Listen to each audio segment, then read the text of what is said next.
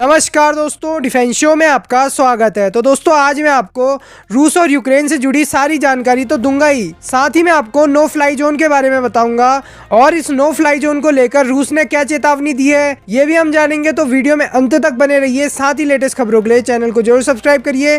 तो चलिए वीडियो शुरू करते हैं। तो दोस्तों रूस और यूक्रेन के बीच जंग का आज 11वां दिन है और रूसी सेना लगातार यूक्रेन के शहरों पर कब्जा जमाते जा रही है। साथ ही इस वक्त पूरी दुनिया रूस को मनाने में जुटी है कि वो इस युद्ध को रोक दे, लेकिन सबको पता है कि पुतिन रुकने वालों में से नहीं है। खासकर पश्चिमी देशों को तो ये अंदाजा हो गया है कि अब पुतिन रुकने वाले नहीं है और ना ही वो डरने वाले हैं। ऐसे में अब ये देश असहाय पड़े हुए हैं, क्योंकि दोस्तों आज सुबह सुबह रूस के राष्ट्रपति व्लादिमीर पुतिन ने अमेरिका, नाटो सहित पूरे पश्चिमी देशों को एक कड़ी चेतावनी दे डाली है। क्योंकि दोस्तों यूक्रेन ने अपील की थी कि हमारे देश को नो फ्लाई जोन घोषित कर दिया जाए। तो दोस्तों नो फ्लाई जोन उस इलाके को कहते हैं जहां पर किसी भी अनऑथराइज्ड विमान को उड़ने की इजाजत नहीं होती और आमतौर पर यह इलाका सैन्य ताकतें तय करती हैं। साथ ही युद्ध या संकट के समय ऐसे जोन बनाए जाते हैं जहां पर किसी भी विमान को ऑपरेट करने की इजाजत नहीं होती। मगर नाटो के अधिकारियों ने जेलेंस्की के इस प्रस्ताव को खारिज कर दिया, लेकिन उसके तुरंत बाद पुतिन का ऐसा स्टेटमेंट आया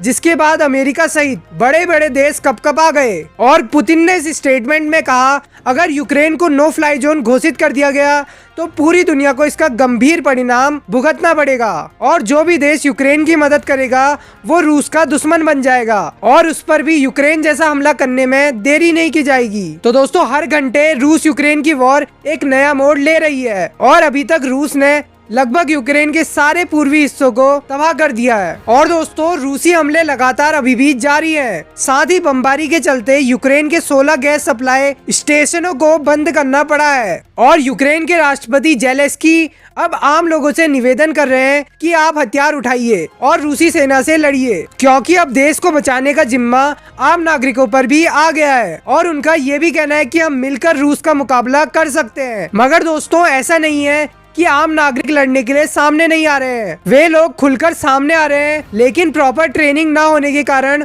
उन्हें लड़ने में काफी ज्यादा दिक्कतों का सामना करना पड़ रहा है। इसी के साथ ही साथ रूस द्वारा यूक्रेन पे किए जा रहे बमबारी के बीच रूस के Su-30 फाइटर जेट ने यूक्रेनी सेना की मिलिट्री छावनी को तबाह कर दिया है और लगातार रूसी सैनिक आगे बढ़ते जा रहे हैं। और दोस्तों वहीं रूसी हमले से यूक्रेन के कई शहर तबाह हो चुके हैं। साथ ही राजधानी कीव से लेकर खार्किव, मारियुपोल, सुमी, ओडेसा में रूस द्वारा भीषण बमबारी की जा रही है। जी हाँ दोस्तों, रूसी हमलों से यूक्रेन के दूसरे सबसे बड़े शहर खार्किव में भी तबाही का मंजर हो गया है और अगर ऐसा ही चलता रहा तो कुछ समय में यूक्रेन का नामो निशान ही मिट जाएगा। वैसे आपका क्या सोचना है इन सभी बातों पर कमेंट बॉक्स में जरूर बताएं। अभी के लिए बस इतना ही। जय हिंद, वंदे मातरम।